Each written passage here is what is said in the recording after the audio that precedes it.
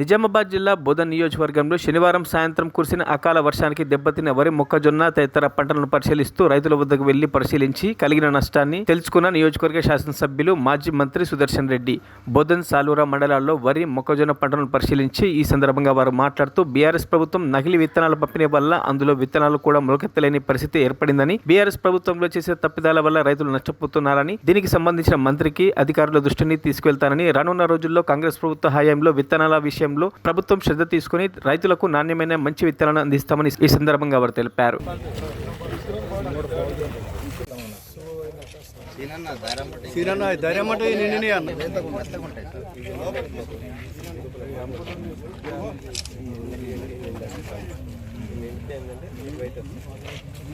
మొత్తం కొన్ని గ్రామాలలో బాగైంది. అదే మన పక్క మండల్ ఇది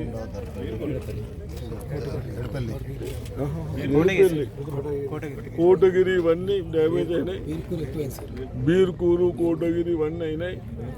అదేవిధంగా నిన్న ఇందులవాయి దగ్గర పిడుగు కూడా పడ్డదని చెప్తా ఉన్నారు.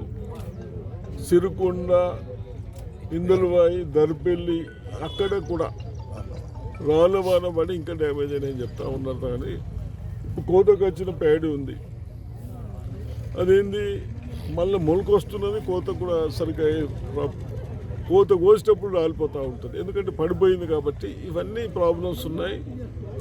తప్పనిసరిగా అగ్రికల్చర్ ఆఫీసర్లు, కలెక్టర్ గారికి చెప్పాం, తిరుగుతున్నారు.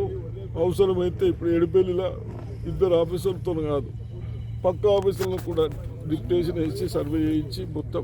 మరిన్ని అప్డేట్స్ కోసం మా ఛానల్ని సబ్స్క్రైబ్ చేయండి.